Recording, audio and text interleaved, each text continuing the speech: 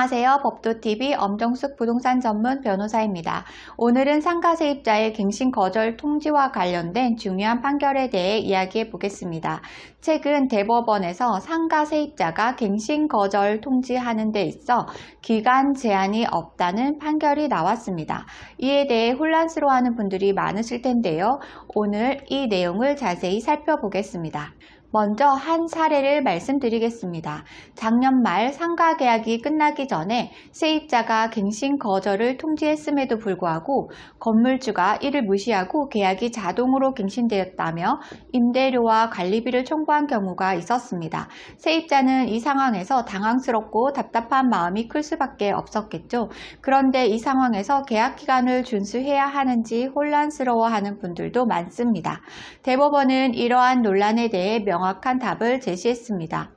최근 대법원 판결에서 대법원은 상가 세입자가 임대차 기간 만료 1개월 전부터 만료일 사이에 갱신 거절을 통지한 경우 계약이 자동으로 갱신되지 않고 임대차 기간이 끝난다고 판결했습니다. 이는 상가건물 임대차 보호법에 따라 세입자의 갱신 거절 통지에 대한 기간 제한이 없기 때문에 가능한 것입니다. 여기서 중요한 점은 상가 임대차 계약에서 건물주와 세입자 모두 계약 만료일로부터 1개월 전까지 아무런 통지를 하지 않았을 경우입니다. 이때 세입자가 계약 만료 직전에 갱신 거절 통지를 해도 계약이 자동으로 갱신되지 않는다는 것이죠.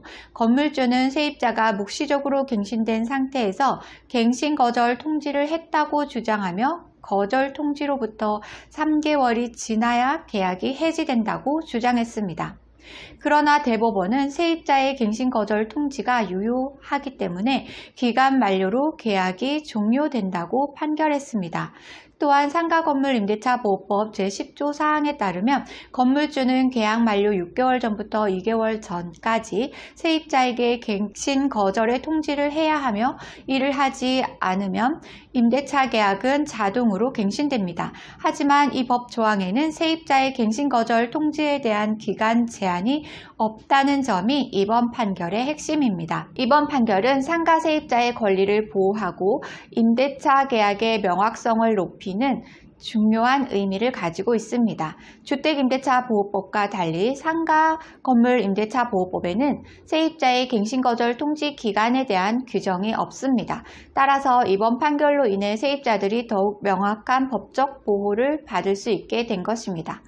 마지막으로 이번 대법원 판결은 법률 해석의 통일성을 기하기 위해 내려졌다는 점도 중요합니다. 이와 같은 소송이 하급심에서 계속되며 재판부에 따라 엇갈리는 판단이 있었기 때문에 대법원이 이번 판결을 통해 명확한 기준을 제시한 것입니다. 오늘 주제와 관련된 문의사항이나 권리금 관련 문의사항이 있으신 분들은 홈페이지에 문의사항을 남겨주시면 이메일로 답변드리고 있는데요.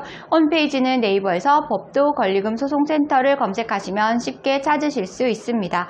홈페이지에 접속하시면 상단 우측에 무료 상담 메뉴가 보이실 텐데요. 빨간색으로 체크된 부분은 명확하게 정보를 입력해 주시고 본문에 궁금한 내용을 입력해 주시면 이메일 또는 유선 전화로 답변 드리겠습니다. 오늘 말씀드린 내용을 잘 기억해 두시고 상가임대차 계약과 관련된 상황에서 혼란을 겪지 않으시길 바랍니다. 지금까지 법도TV 엄정숙 부동산 전문 변호사였습니다. 감사합니다.